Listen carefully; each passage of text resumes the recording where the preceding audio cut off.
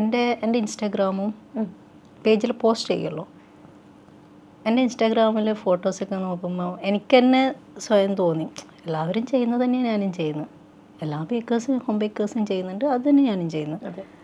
ഒന്നും വ്യത്യസ്തമായിട്ടൊന്നുമില്ല, പുതിയതായിട്ടൊന്നുമില്ല. ടേസ്റ്റും ഒക്കെ എല്ലാവരും വ്യത്യസ്തമായ ടേസ്റ്റിൽ ചെയ്യുന്നുണ്ട്. അത് എത്ര ബെറ്റർ ആക്കാൻ പറ്റും എനിക്ക് ചെയ്യാൻ വേണ്ടി പറ്റും.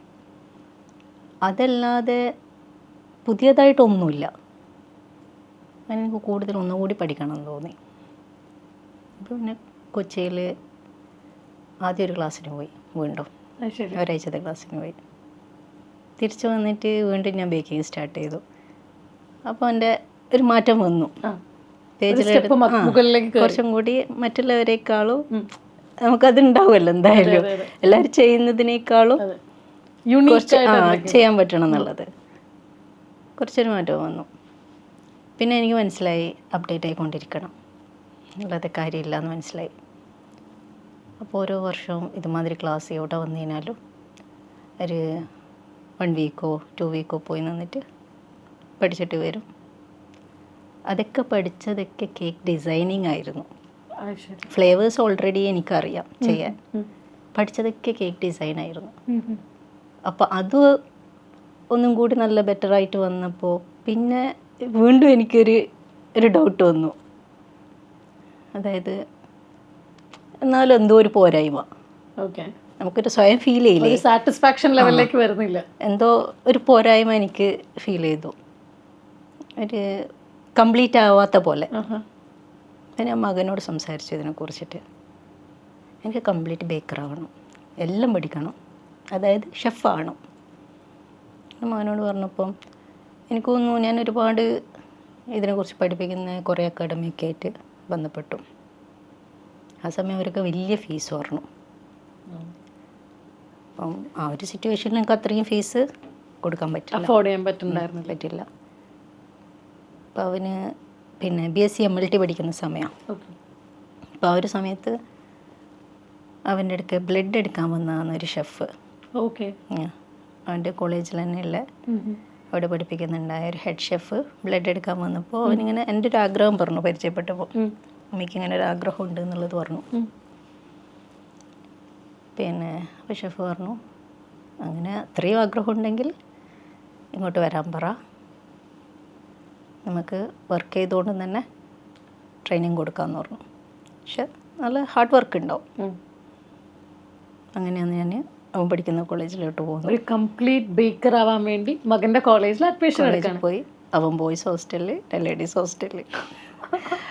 ആദ്യമൊക്കെ ഒരു ചമ്മലുണ്ടായിരുന്നു ക്യാമ്പസിനകത്തോട്ട് കയറുമ്പം, അവൻ്റെ ഫ്രണ്ട്സൊക്കെ ഉണ്ടാവില്ല. പക്ഷെ പിന്നീട് അവൻ്റെ തന്നെ ഫ്രണ്ട്സ് എൻ്റെ അടുത്ത സുഹൃത്തുക്കൾ പോലെയായി. മകൻ്റെ ഫ്രണ്ട്സ് തന്നെയാണ് ഉമ്മയുടെ ഫ്രണ്ട്സ് ആയിട്ട് മാറി. അങ്ങനെയായില്ലേ. സോ മകൻ്റെ അടുത്ത് അവിടെ കോളേജ് ആവുന്ന സമയത്ത് യങ്സ്റ്റേഴ്സിന് ഉണ്ടാവുന്ന ഒരുപാട് കാര്യങ്ങളെല്ലാം അപ് ടു ടൈം അറിയുന്നുണ്ടായിരുന്നു. ഒരുപാട് രസകരമായ, അത് വളരെ രസകരമായൊരു അനുഭവമായിരുന്നു. അതെ അതെ അതെ. നിങ്ങൾ ഇൻസ്റ്റാഗ്രാം അതായത് സോഷ്യൽ മീഡിയ ചെക്ക് ചെയ്ത സമയത്താണ് എനിക്ക് ഒരുപാട് കാര്യങ്ങൾ ഇതിൽ ചെയ്യാൻ പറ്റുമെന്ന് മനസ്സിലാക്കുന്നത്. അതെ അതെ, നമുക്ക് സ്വയം തോന്നുമല്ലോ എല്ലാവരും ചെയ്യുന്നതേ ഞാൻ ചെയ്യുന്നുള്ളൂ, അതിൽ കൂടുതലൊന്നുമില്ല. കേക്ക് ചെയ്യുന്നു, കേക്കിന് എത്ര ടേസ്റ്റി ആക്കാൻ പറ്റും എന്നെ കൊണ്ട് സാധിക്കും. ഡിസൈനിങ്ങും സാധിക്കും. ഡിസൈനിങ്ങും ഞാൻ കുറേയൊക്കെ പഠിച്ചു. ഒരുവിധം എങ്ങനെ ഒരു വർഷം 3-4 ക്ലാസ് ഞാൻ അറ്റൻഡ് ചെയ്യും. എവിടെ ഉണ്ടെങ്കിലും പോകും, എത്ര ദൂരെയാണെങ്കിലും പോകും. അത് ഞാൻ പറഞ്ഞില്ലേ, ഫസ്റ്റ് കേക്ക് ക്ലാസ്സിന് പോയി വന്നത് അന്ന് തൊട്ടിട്ട് ഡെയിലി എനിക്ക് തോന്നുന്നു 2 മണി 3 മണിയൊക്കെ ആവും ഞാൻ ഉറങ്ങാൻ. കുട്ടികൾ പറയും എന്താ ഇങ്ങനെയെന്ന് പറയും. അപ്പോൾ എനിക്കിത് ശരിക്കും തലക്ക് പിടിച്ചു എന്ന് പറയാം. ഭയങ്കരമായിട്ട് അതിങ്ങനെ മനസ്സിൽ കയറി. പിന്നെ ആരെന്ത് പറഞ്ഞ് കഴിഞ്ഞാലും ക്ലാസ്സിന് പോകുന്ന പറയും എത്ര ക്ലാസ്സിനാണ് പോവുക ഡെയിലി, വർഷത്തിൽ എത്ര ക്ലാസ്സിനാണ് പോകുന്നത്, പഠിച്ചില്ലേ, ഇത്രയും പഠിച്ചില്ലേ, ഇനി എന്താ പഠിക്കണ്ടേ എന്ന് ചോദിക്കും. എന്നാലും എനിക്കൊരു സാറ്റിസ്ഫാക്ഷൻ വരില്ല, കംപ്ലീറ്റ് ആവാത്തൊരു ഫീലായിരുന്നു. ഒരു കംപ്ലീറ്റ് ബേക്കർ ആവാൻ നമ്മളങ്ങനെ മകൻ്റെ കോളേജിൽ അഡ്മിഷൻ എടുത്തു. അത് കഴിഞ്ഞു. ഇത് എപ്പോഴാണ് പഠിച്ചിറങ്ങുന്നത്? ഏകദേശം 6 to 7 months അവിടെ വർക്ക് ചെയ്തു. സോ ഈ ഒരു ഏജിൽ പഠിക്കാൻ പോവാണ്, കുടുംബമുണ്ട്, എല്ലാം കൂടെ എങ്ങനെ നിങ്ങൾ മാനേജ് ചെയ്ത്? As a woman I'm very curious to know about. അത് എങ്ങനെയാണെന്ന് വെച്ചാൽ പഠിക്കാൻ പോകുന്നത് എങ്ങനെയാണെന്ന് വെച്ചാൽ എല്ലാവരെയും സന്തോഷിപ്പിച്ചിട്ടെല്ലാം ചെയ്യാൻ പറ്റില്ലല്ലോ. അതെ, എല്ലാവരെയും സന്തോഷിപ്പിച്ച് നമുക്കൊന്നും ചെയ്യാൻ പറ്റില്ല. ആർക്കും ഇഷ്ടമുണ്ടായിരുന്നില്ല. ഫസ്റ്റ് ആർക്കും ഇഷ്ടമുണ്ടായിരുന്നില്ല. പിന്നെ കുട്ടികൾ അവരൊക്കെ ഫാമിലിയിൽ വളരെ ക്ലോസ് ആയിട്ടുള്ളവർ കുഴപ്പമില്ല. ഓക്കെ. എൻ്റെ ഒരു പാഷൻ അറിയാമല്ലോ അവർക്ക്. ഫാമിലിയിൽ കുറച്ച് പേരൊക്കെ ഓക്കെ ആയിരുന്നു. പിന്നെ ഞാൻ അവിടെ ക്ലാസ്സിന് പോയ ടൈമിൽ കുറേയൊക്കെ മൊബൈൽ യൂസ് ചെയ്യുന്നതൊക്കെ നിർത്തി. പിന്നെ എല്ലാവരും വിളിച്ചിട്ട് ചോദിക്കുമല്ലോ അതെ എന്തായി, പിന്നെ എന്തിനാണ് അങ്ങനെ പോയത് എന്നുള്ള ചോദ്യങ്ങൾ ഒരുപാട് വരും. പിന്നെ എനിക്ക് തോന്നുന്നത് ഒരു റംസാൻ ടൈമിലുമാണ് ഞാൻ പോകുന്നത്. പ്രത്യേകിച്ച് പറയണ്ടല്ലോ, വളരെ പ്രൈവറ്റ് ആക്കി വെച്ചു, അധികം ആരിലേക്കും എത്തിക്കാതെ ആരോടും പറഞ്ഞില്ല. ആ ഗ്രോയിങ് ടൈം ആ ഒരു സമയം ഞാൻ എല്ലാവരുമായിട്ട് ഒരു കമ്മ്യൂണിക്കേഷൻ കുറച്ചു. കാരണം എനിക്കിത് കംപ്ലീറ്റ് ആക്കണം. അതെ.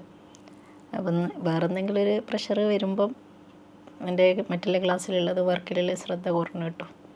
അതുകൊണ്ട് ഞാൻ കുറച്ച് നാൾ എല്ലാവരുമായിട്ടുള്ള ആ ഒരു കമ്മ്യൂണിക്കേഷൻ കുറച്ചു. ഇതൊക്കെ കോളേജിൽ അഡ്മിഷൻ ഒക്കെ എടുത്തിരുന്ന മകൻ തന്നെയാണോ? അതെ, മകനാണ്. സന്തോഷമല്ലേ ആ കാര്യത്തിൽ? വളരെ blessed to have a son like him, right?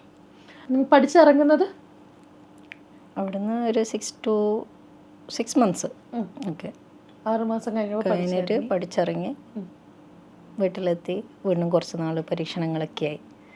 അതിനുശേഷമാണ് ഞാനൊരു 1 or 2 months ശേഷമാണ് ഞാൻ ദുബായിലോട്ട് വരുന്നത്. പഠിച്ചു കഴിഞ്ഞപ്പോൾ പിന്നെ വേറൊരു ലക്ഷ്യം കൂടിയായി, സ്വന്തമായിട്ടൊരു സ്ഥാപനം തുടങ്ങണം. പക്ഷെ അത് ദുബായ് ആയിരുന്നില്ല ആദ്യം പ്ലാൻ ചെയ്ത്, നാട്ടിൽ തന്നെ ചെയ്യാനായിരുന്നു.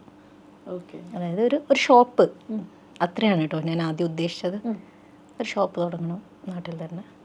പിന്നെ മാറ്റി ദുബായിൽ നിന്നുള്ള ഒരിലേക്ക് വന്നു. ആ ഒരു ടൈമിൽ ഞാൻ ഇൻസ്റ്റയിൽ പോസ്റ്റ് ചെയ്യുന്ന എൻ്റെ കേക്കിൻ്റെ ഫോട്ടോസ് ഇതൊക്കെ കണ്ടപ്പോൾ തന്നെ എനിക്ക് കുറേ എൻക്വയറി വന്നിരുന്നു ഇവിടുന്ന്. 1-2 കമ്പനിയിൽ നിന്നൊക്കെ വിളിച്ചു. അപ്പോൾ പോകണോ വേണ്ടോ എന്നുള്ളൊരു ഡബിൾ മൈൻഡിലായിരുന്നു. ഓക്കെ. അങ്ങനെ ദുബായ് മാർക്കറ്റ് സ്വപ്നം കണ്ടിട്ടില്ല? ഇല്ല, ആദ്യം ദുബായ് മാർക്കറ്റിനെ കുറിച്ചിട്ട് ആലോചിച്ചിട്ടില്ല. ഓക്കെ. പിന്നെയാണ് അങ്ങോട്ട് വരുന്നതും ഇവിടെ സ്റ്റാർട്ട് ചെയ്തതും. ഒരു 6 മാസം ഉണ്ടായിരുന്നു.